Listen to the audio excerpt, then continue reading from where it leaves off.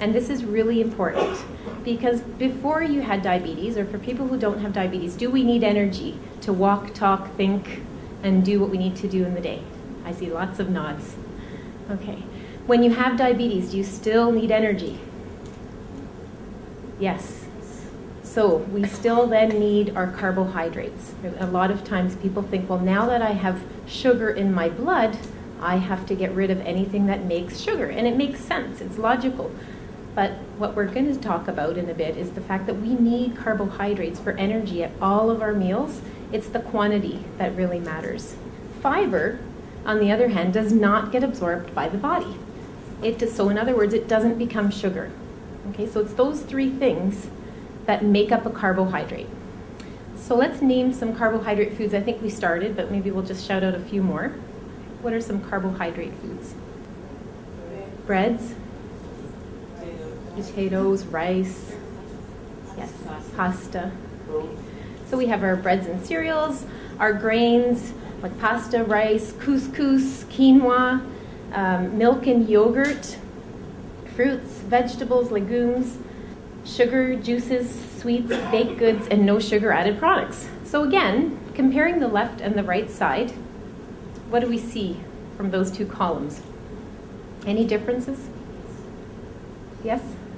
So we have on the left are, again, choose more often. These are the foods that we want to include on a regular basis, so daily.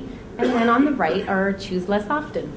So just to go through, on the left-hand side, so our breads and cereals, you're trying to choose more whole grains, some higher fiber choices. For milk and yogurt, looking for lower fat options, and that's more for your heart health, the low fat option. And we need about 2 to 3 servings of milk or yogurt a day. Fruits. All fruits are okay. All fruits are fine. There may just be one fruit. If you're on a cholesterol-lowering medication, you may not be able to have grapefruit or grapefruit juice, but that has nothing to do with diabetes. That has to do with your medication.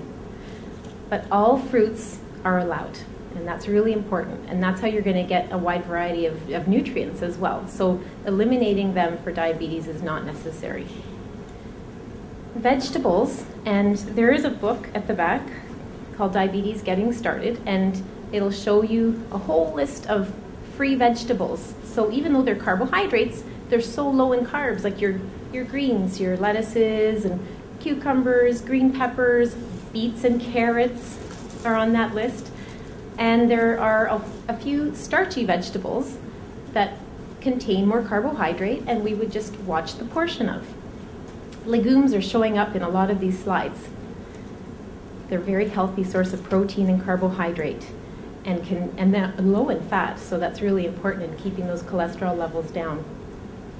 So maybe in the week, instead of having just a tomato sauce, adding beans to the tomato sauce, adding a bean salad to your meal, that type of thing. On the right are choose less often. So sugar, regardless of what it's called, whether it's brown sugar, white sugar, molasses, syrup, it's all sugar. So when it gets into your body, it's a quick-acting sugar.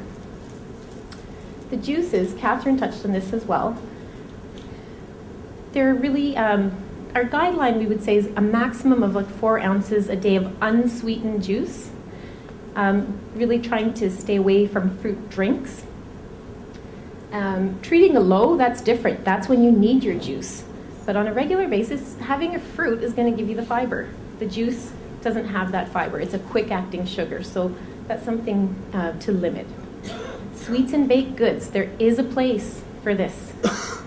So for instance, if at a meal you know that you're going to have a little piece of pie, or it's summer coming and you want a little scoop of ice cream, well, that might be the time to bring down maybe the amount of pasta that you're having or bread and make room for it. Or maybe you're going to save your dessert for a snack 2 to 3 hours later and you'll have a small piece. So these things can fit. It's just quantity, moderation. A lot of no sugar added products have just as much sugar or carbohydrate as a regular comparable product.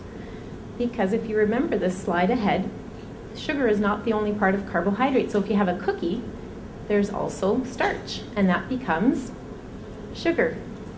Right? So we still, with a no sugar added product, a lot of times those are still in the choose less often. So we'll quickly touch on fiber. Fiber is a part of carbohydrate, and as I mentioned, it does not become sugar, but it has many health benefits. One, it keeps your bowels regular, and that usually keeps people happy. It improves your blood sugars because it slows down the release of carbohydrate into your blood. It can lower your blood cholesterol levels, lower your risk for cancer, and it can help you lose weight because when you eat fiber, it really fills you up and you tend to eat less at those meals. Something to keep in mind, if you're increasing your fiber, do it slowly. If you do it too quick, you can get a lot of stomach pain and ache, and increase your fluid intake too. On average, we need about 25 to 50 grams of fiber a day, but our stats show us that we're getting about 14 grams a day. So by increasing the fiber, we can see more health benefits that are shown up on the slide. So ways to get fiber: vegetables and fruit. So keeping the skin on the fruit is another way to increase the fiber that's already there. Again, beans, lentils, and split peas, those types of foods are very high fiber, as well as a lot of the whole wheat and whole grain products. So your breads and barleys, your cereals, pastas and rices.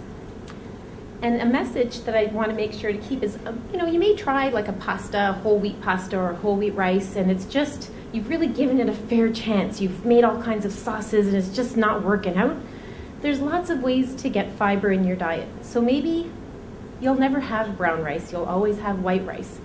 But you can increase your fiber with all different types of foods, right? You can increase it through your beans, through your cereal. So there's many ways to increase fiber so that you can still enjoy your meal.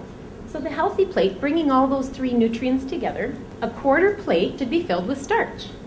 So whether that's 2 slices of bread or 2/3 cup of cooked rice, a potato, a sweet potato, a cob of corn, 1 cup of cooked pasta. And there is a common myth that if I eat pasta, I can't have bread at that meal.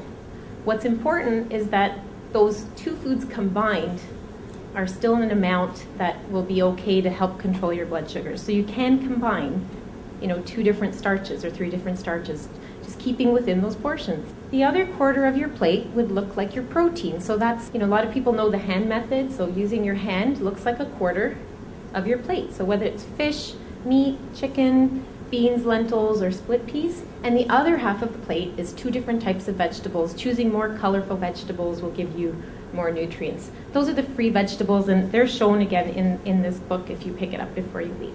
The fat, it's not shown here because fat really shouldn't be showing too much because it's only 3 to 6 teaspoons in addition in the day. So your food shouldn't look too shiny. There's 2 other carbohydrates that make up the meal. There's the fruit, and if you enjoy having milk with your meal, those are the 2 extra carbs that are there. And I'm just going to touch briefly on artificial sweeteners, but just to say that they don't raise blood sugar, they have 0 calories, and last but not least, just to speak about heart health, we'll talk about sodium. Again, there's a lot of media attention on the salt in our diet in Canada, and a lot of our products are some of the highest sodium content around the world. Some of the main things you can focus on in reducing salt are really a lot of the processed and packaged foods and canned foods, so canned soups, canned fish, a lot of the pickled olives, cured meats, smoked meats. That can really help bring down your salt content and help control your blood pressure, and that will have a positive effect on your heart health. Myths and facts. You don't have to eliminate foods you really like from what you eat. Myth or fact? Fact. Yes. And people with diabetes should eat a special diabetic diet. It's a myth. That's right. You're not on any special diet. What we talk about is healthy eating, and it's a message for everybody. It's the same message. So achieving good control, just to summarize, spread out your carbohydrates. Make sure to have that quarter plate of carbohydrate at every meal.